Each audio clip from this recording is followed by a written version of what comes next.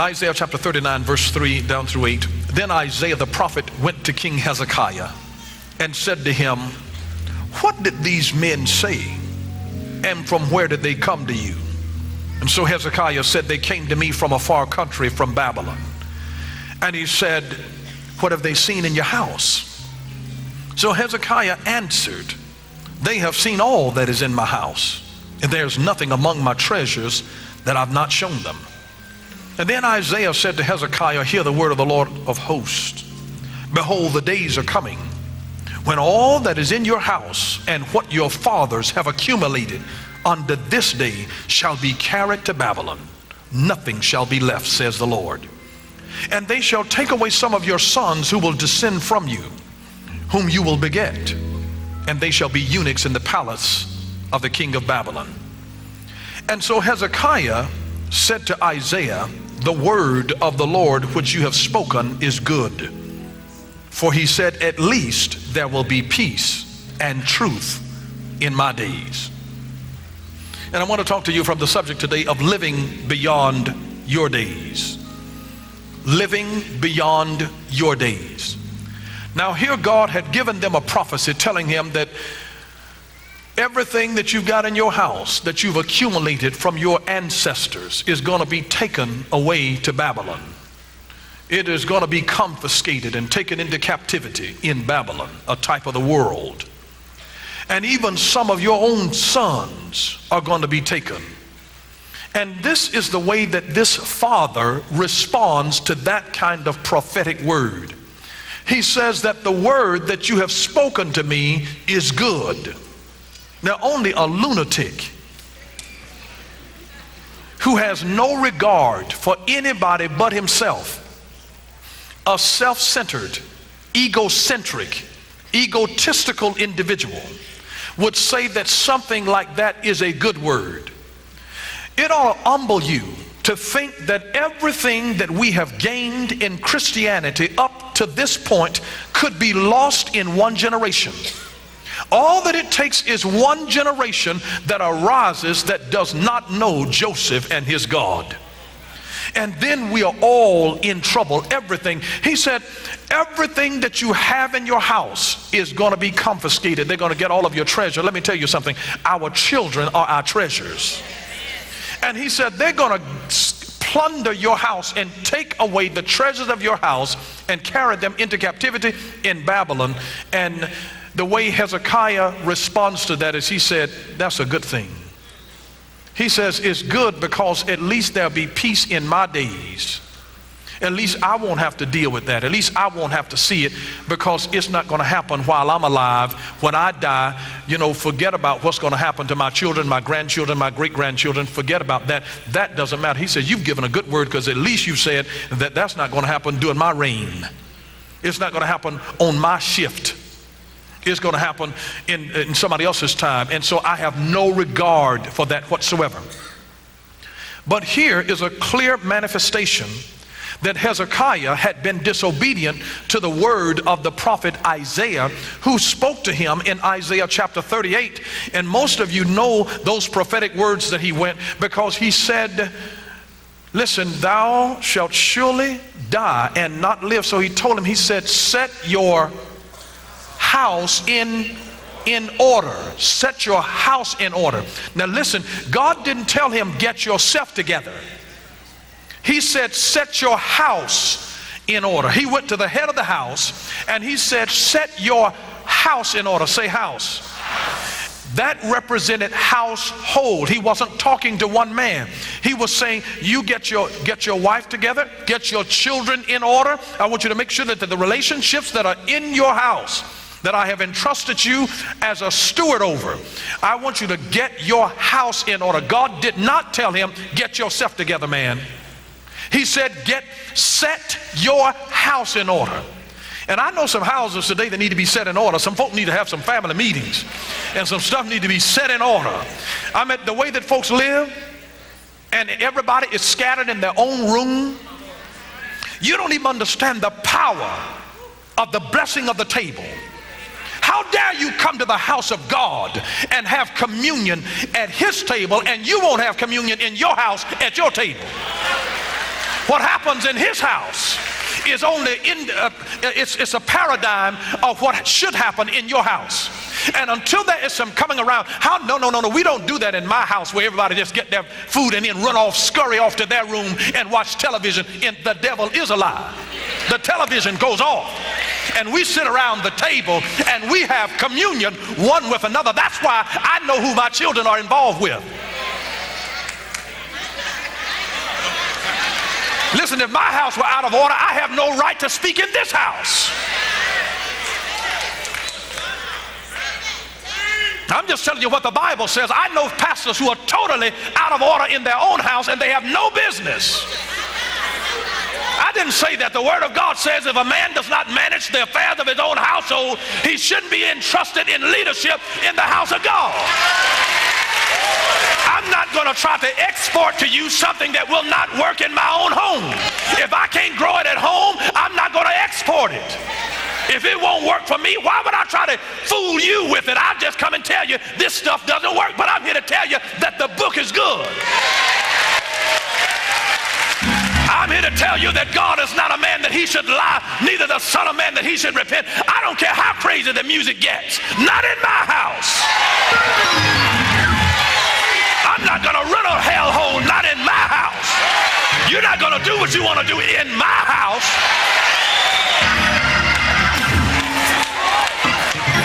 I don't have time for the devil to come in my house and bring chaos and confusion. God is not the author of confusion, but he is the God of peace. I came here to tell you today that God is telling you, just like he told Hezekiah, set your house in order because you're going to die if you don't. Your children will break your heart and they're going to kill you.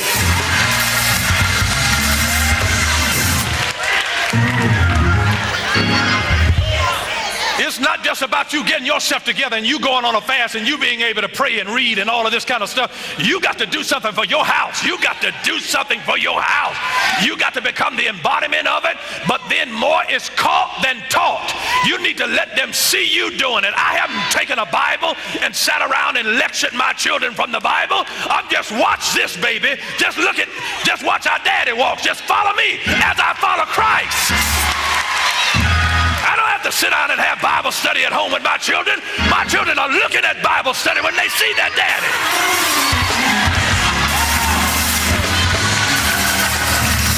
You want to know how to do it? Watch daddy. Watch me follow him. And Paul said, follow me. 1 Corinthians chapter 11 and verse 1. Follow me as I follow Christ. That means if I ever stop following Christ, you stop following me. I'm not going to follow anybody that's going to hell. Jesus already went to hell, took away the keys, took the sting out of it, took victory out of the grave. It's time now for houses to be set in order. The devil has had his field day. He's been going after our seed, trying to plunder our houses. But listen, he's ordained that there be household salvation. Back in the time of the Passover, say Passover, there was a lamb for every house, a lamb for every house, and it had to be consumed and nothing was to be left over. And they had to have, that's all that they needed was one lamb for a house. I used to have folks when I started ministry in high school. I had folks to tell me, well, I'm the only one saved in my house. Goody. That's all that he needed. He didn't need a whole army saved in your house. All he needed was one lamb for the house. You put the blood of the lamb over the doorpost, and when death came by, it had to pass over, not in this house. But you're not going to touch my son, not my daughter. You're not coming in this house. No. They might be taken off to captivity, but I'm going to leave some instructions to help them find their way back home. You train up a child in the ways that he should go. Proverbs chapter 22, verse 6. Train them up, train them up, train them up in the way that they should go. In other words, that really means in the original Hebrew that you find out the natural bend of the child. And then you nurture that, because so grows the twig, so grows the tree. Are you listening? And you find that and you begin to pour in them. You live in such a way, because I tell you this one thing about it: children do not respect hypocrisy. Your children ought to be blessed by what blesses you. And whether you realize it or not, most people grow up, and I want you to know that your children inherit, number one, your words. Your children inherit your words. And the most damnable thing that a parent can do is to speak negative words concerning their children. You ain't nothing but a bunch of trouble. Every time I turn around, you're into something. Look at it with her little fast self. Your children inherit your words. They inherit the words. They inherit your words. Listen, there's sometimes when children will get ready to do something in life, and an old negative parent who's grown up with negativity and never been approved will always, that child will do the best that they can, and then the parent will say, that was good, but. There's some things that you just need to keep the but out. Just say, listen, I know it was good. It may not have been perfect, but it was good. And no buts about it. Don't say that was good, but it could have been better.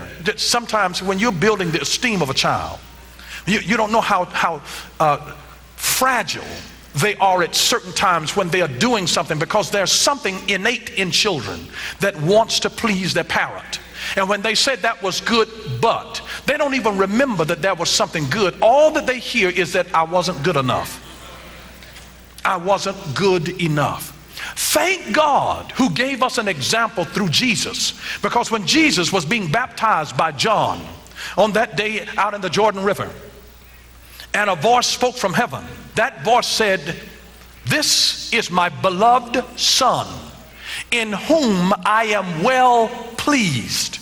God said that he was well pleased, and Jesus had not preached one message. Jesus had not healed one sick person. He had not cast out one devil. He had never done a miracle. And God says, "This is my beloved Son, in whom I am well pleased." Your pleasing is about who you are, not what you do. You can quit what you do, but you cannot quit who you are. And so we need to affirm the very things that are in our home. You've got to watch the words that come out of your mouth. Watch the words, because your children inherit your words. And so if children grow up in a household where there is a superfluity of profanity, guess what they're going to do the moment that they get angry? Do you know that you're not training your child that the moment that mama or daddy gets frustrated and hauls off and starts using profanity, I'm teaching then my children implicitly by my example that this is the way that you handle frustration.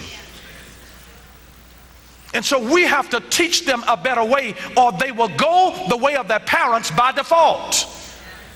They'll go the way of the parents by default. Another thing that your children inherit, they inherit your diet. Not only physically in terms of the foods that you eat, but they also inherit your diet in terms of the kind of garbage that you might listen to on a radio, on a CD, on television, and all of these other things. They inherit your diet. And so, did you know that cancers flow in people's families? Heart disease, it flows in folks' families. See, when you get something, that's why the devil wants the household. He doesn't want to just get one person. He wants to put it in one so that it goes into the household. So your children will inherit your diet. Children not only inherit your words and your diet, they also inherit your habits. You rise up and do this kind of thing, and your children, they'll find that they'll end up doing it. Same way. They also inherit your possessions, or money, or both. And here's the great thing. We've got too many people that have been living like Hezekiah. Hezekiah did not leave an inheritance for his children. It was going to be carried off, stuff that had been accumulated. And so we are cursed with the situation that every generation has to start over.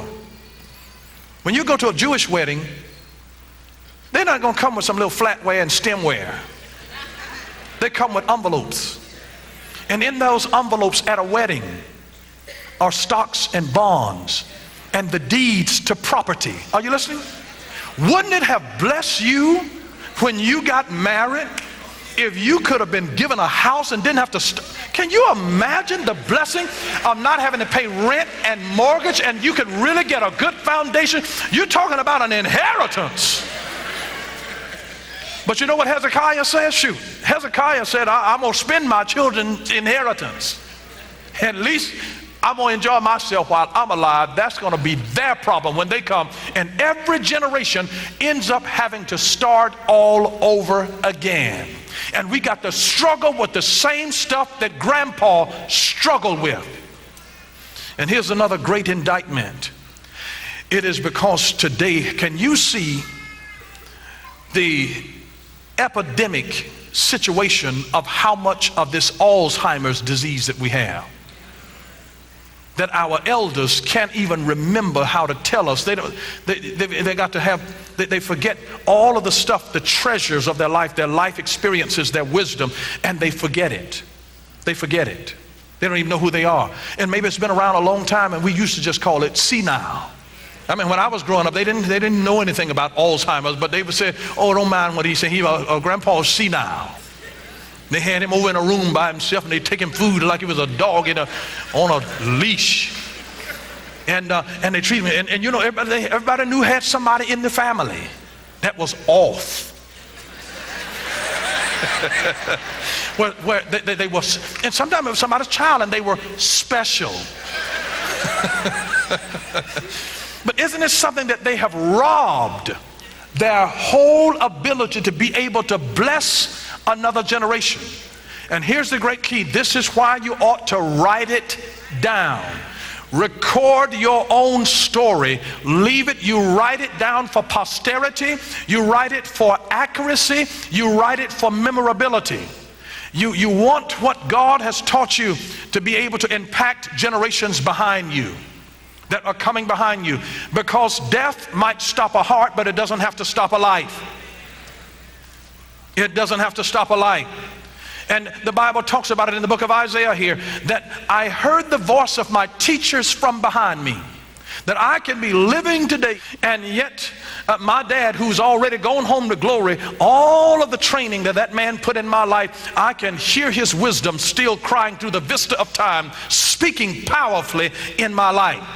Every now and then, you know, you'll hear the words of our grandmama just ringing over in your soul and saying, "Baby, trouble don't last always."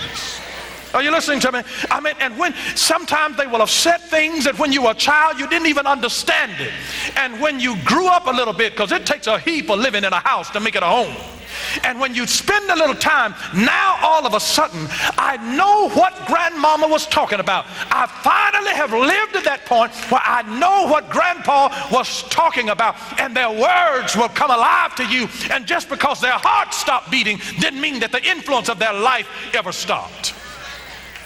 And so we've got to be able to give something. I'm working on my book now. I'm recording, so even if my mind went off at a certain age, my stuff I'll just point over to a book and say, "It's in the book. It's in the book." You know why I'm impacted to do that? Because the Lord told me some years ago, He said, "You write down what I teach you, and I'll pour great wisdom in your life." He said, "But you write it down, because if you lose the lesson, they will lose the blessing. If you lose the lesson, they will lose the blessing. So write it down, because a short pencil is worth more than a long memory." And here's the idea, that if you think it, ink it. Put it down, put it in writing, put it in writing. And I'm going to just tell you this, if God gives you great ideas, put it in writing. Because good ideas never die, it'll only pop in somebody else's head.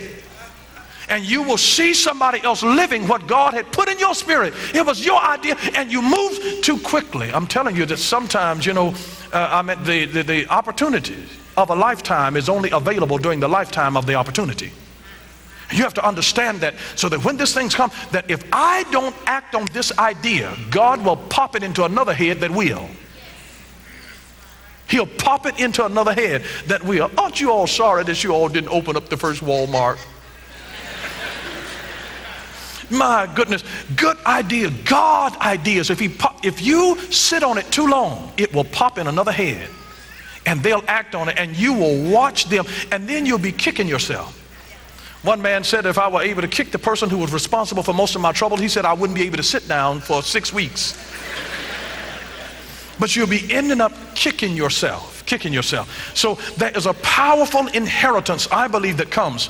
An inheritance not only of our words, not only of our diet, not only of habits, but there is an inheritance of possessions and money. There is an inheritance of blessings.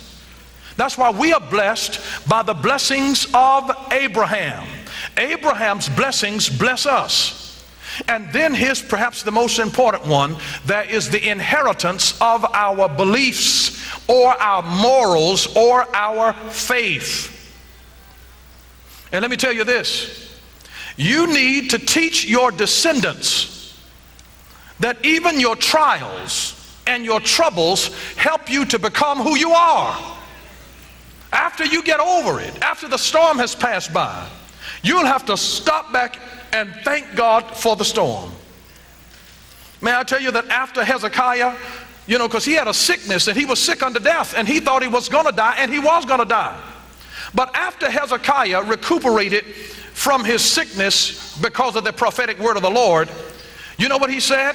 He said, indeed, it was for my own peace. It was for my own peace that I had great bitterness. He says, but you have lovingly delivered my soul from the pit of corruption, for you have cast all of my sins behind your back. Isaiah chapter 38 and verse 17. So God does something powerfully for us. Use your trouble. That's why you got to use that. It's an inheritance of your faith. It belongs to another generation. Tell them what things God has delivered you from. It was the psalmist who declared in Psalm 119 and verse 71, he declared that it is good for me that I have been afflicted, that I might learn thy statutes. Lord, it's good for me that I have been afflicted, because that's what taught me your word. Then, of course, you know the power of Romans 8:28. And we know, not we think, not maybe, not hope so, and we know that all things, the good things and the bad things, the positives and the negatives, the ups and the downs. See, you don't understand that life is just like a battery. It has polarity. One is positive and one is negative. You can't get a charge out of something that has two positives. You need a positive and a negative. You need a male and a female. In that order.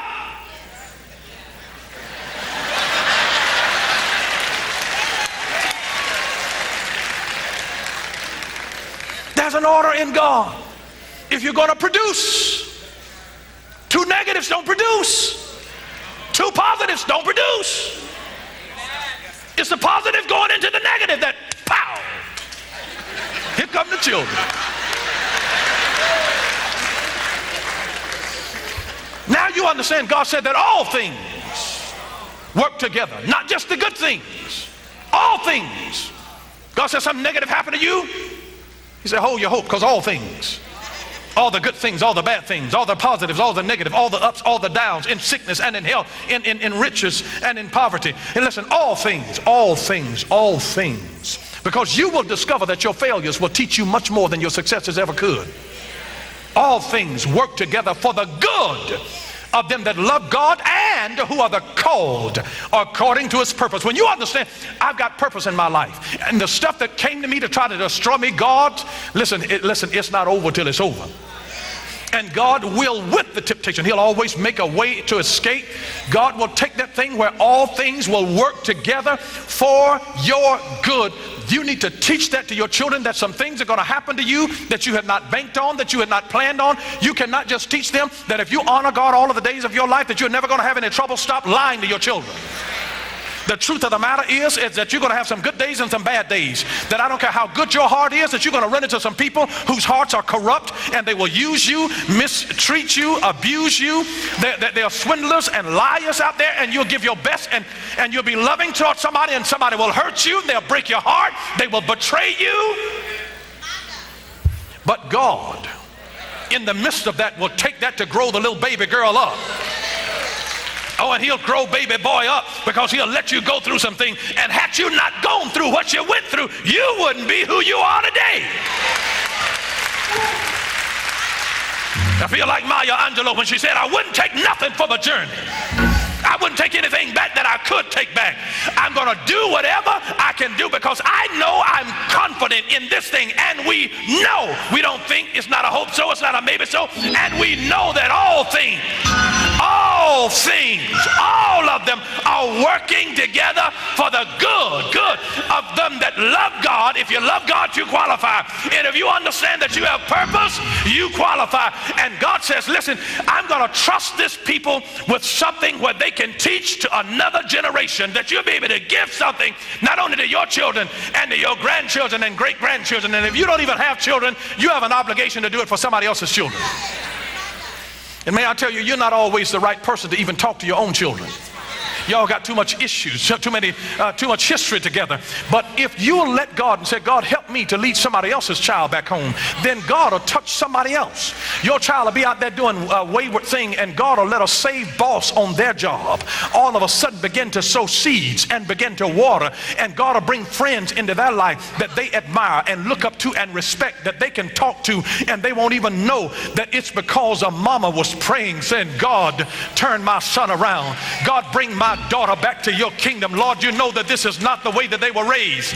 And so many people get messed up because they get up and then they get into a marriage and they are manifesting an identity that confuses the whole situation because they are acting the way they were raised and not the way that they were made. How you were raised is not necessarily how you were made. We were fearfully and wonderfully made in his image. You might have been raised in confusion and in hell, and it might have been that fussing and fighting was normal for your house. It might have been the scraping, and that's the way that you were raised. Don't get up in your marriage and then start living life the way you were raised, but get into the book and discover how you were made and begin to live out the identity to say, I wasn't made to live like this. I wasn't made to fight like cats and dogs. I was not made to live from hand to mouth. I'm the blessed of the Lord. The blessing of Abraham rests on my life, and you have to understand that I've got a brand new identity in him, and he's giving me now more than I've ever had. He's made me to be above and not beneath, to be the head and not the tail. Listen, you ought to be blessed in coming in and blessed in going out. I might not have been raised that way, but I'm manifesting now not how I was raised, but how I was made. God made me. God made me, and God does not make any junk. Thank you for watching Power for Living with Bishop Dale C. Bronner. Until next time, God bless you.